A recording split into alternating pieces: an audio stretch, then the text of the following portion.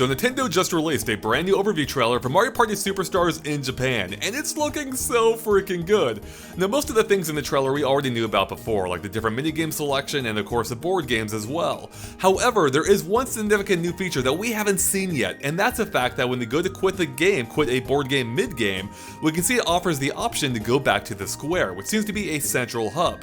Now if you're a longtime Mario Party fan, then you know that's not just any square, it's actually Mushroom Village, all the way back from Mario Party 1 on the Nintendo 64 over 20 years ago. Heck yes, Mushroom Village is back, and I have to talk about this. So they've actually booted it up on the 64 to give you a tour of what there is to see here, because the two villages are practically identical, minus a massive visual upgrade, of course, on Nintendo Switch. So given how similar the two areas look between the games, I figured we can use the original Mushroom Village to help inform what may be going on in the square of Mario Party Superstars, keeping in mind that some things probably have changed over the 20-year gap. In fact, we can already notice some of them, which I'll get to in a few moments. But the key essentials are the same. You have a warp pipe in the middle surrounded by 4 buildings. Now the warp pipe is your main point of access to the action, being the board games itself, and I'm sure that's still the case in Mario Party Superstars.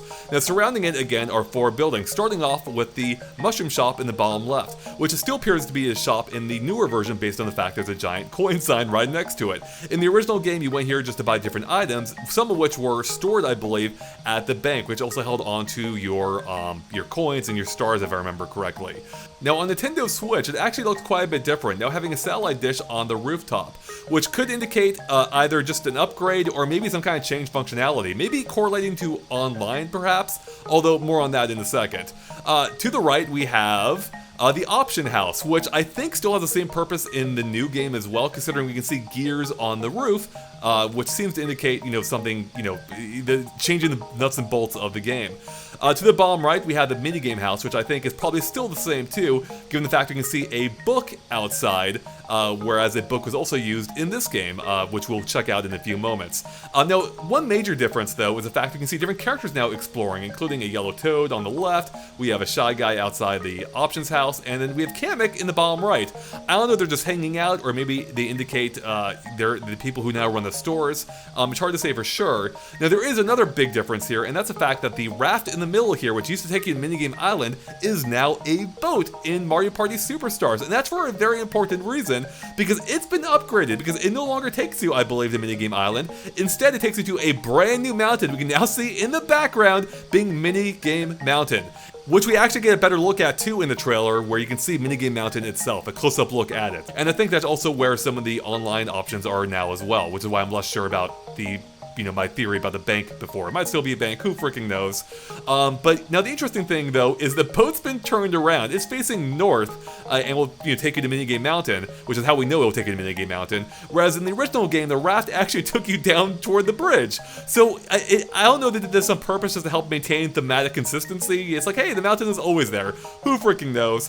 In anyways, I thought that's a cute little touch, a nice way of upgrading the raft to take you into the background. Now, speaking of upgrades, this entire area has received a massive visual upgrade. Of course, not just the inherent, technical prowess of it all, but also just the structure of it, like how there's now actual paths leading you between buildings, which I think is a cute touch. Almost like it's evolved over the 20 years. There's also now a ladder in the middle leading up to the warp pipe.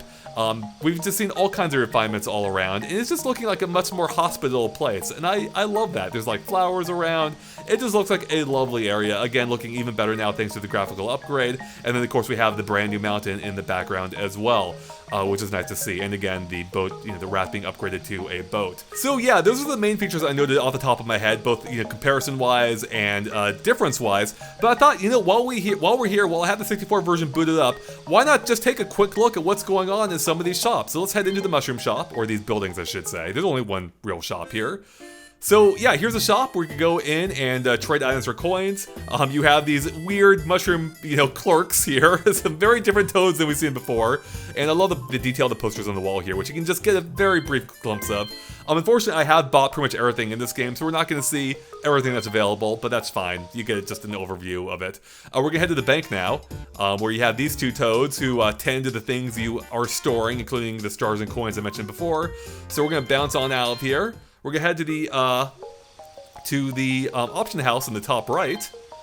which is where you can again change the game settings. And we actually got a look at the background there. I didn't see any mountains. The mountain is a fully new development, it seems.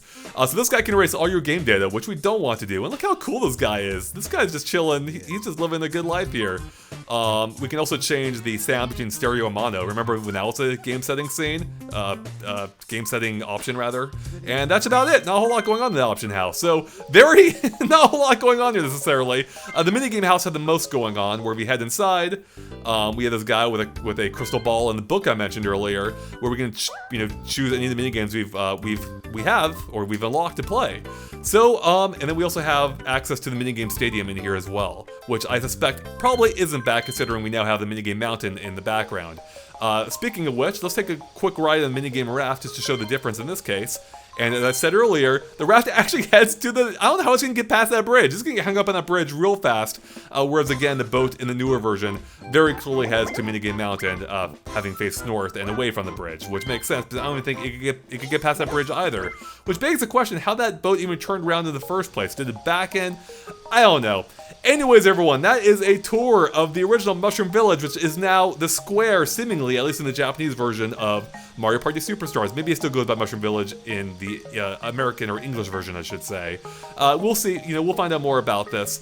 But yeah, I'm really excited. I love seeing this returning. I'm so happy seeing everything back. This village really stood out to me in the original game.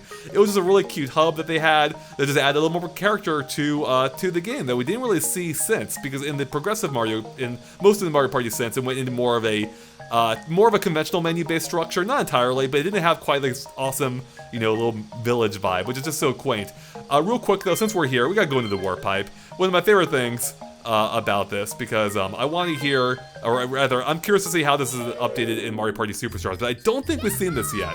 Maybe we haven't, I've forgotten. But I love how you drop down the warp pipe in this game. One of the only times you actually see you traveling through a warp pipe in the Mario series, and I'm looking forward to seeing how that is actually, again, updated. Again, assuming we haven't already, because we've seen so much of this game, I've lost track of what all we have or haven't seen. But there you go, everyone. That is, to wrap up, my look at the classic Mushroom Village, which again is becoming the square in Mario Party Superstars. I'm happy to see it back. I love it.